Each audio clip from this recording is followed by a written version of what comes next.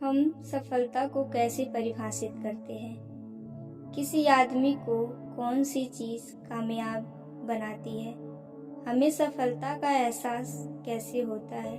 किसी के लिए सफलता का मतलब दौलत, दूसरों के लिए शोहरत, तीसरे के लिए सेहत, चौथे के लिए पारिवारिक खुशी, आत्मसंतुष्टि और मन की शांति हो सकता है।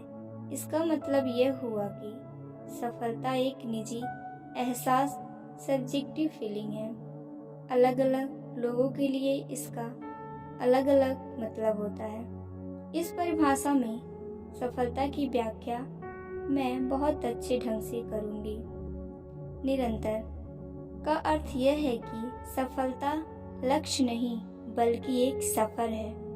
हम सब इस सफर में लक्ष्य पर कभी नहीं पहुंचते।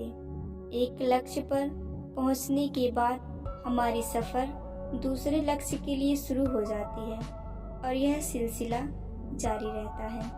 अनुभूति का मतलब है अनुभव करना। हमें सफलता का एहसास बाहरी चीजों की वजह से नहीं होता, हम इसे अपने भीतर महसूस करते हैं। यह बाहरी नहीं बल्कि अंदरूनी चीज है। इसलिए कई बार कोई चीज बाहर से सफलता लग सकती है पर वह हमें अंदर से बिल्कुल खोखली लगती है। सार्थकता का संबंध हमारी मूल्य प्रणाली से है। मूल्य रहित लक्ष्य सार्थक नहीं हो सकते। हम इस किस दिशा में बढ़ रहे हैं, सकारात्मक लक्ष्य की दिशा में या नकारात्मक लक्ष्य की दिशा में। सार्थकता से हमारी सफर का स्तर यानी उसकी गुणवत्ता तय होती है। इसी से हमारे सफर को एक अर्थ मिलता है, आत्मसंतुष्टि मिलती है। लक्ष्य महत्वपूर्ण है क्योंकि उनके कारण हमें अपनी दिशा का एहसास होता है। जो सफलता आत्मसंतुष्टि ना दे वह खोखली होती है। मुझे नहीं मालूम कि कामयाबी पाने की कुंजी क्या है, पर हर आदमी को खुश करने की कोशिश करना ही नाकामयाबी की कुंजी है। कामयाबी का मतलब यह नहीं है कि हर इंसान आपको कबूल और पसंद करे। कुछ ऐसे लोग भी हैं जिनसे मान्यता पाना मैं खुद नहीं चाहूंगी।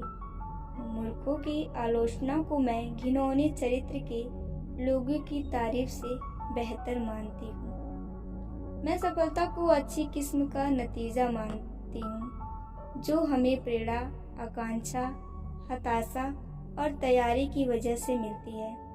आमतौर पर कामयाबी के सफर का सिलसिला ऐसा ही होता है। सफलता और प्रसन्नता का चोली दामन का साथ है। सफलता का मतलब यह है कि हम जो चाहें उसे पा लें और प्रसन्नता का मतलब यह है कि हम जो पाएं उसे चाहें।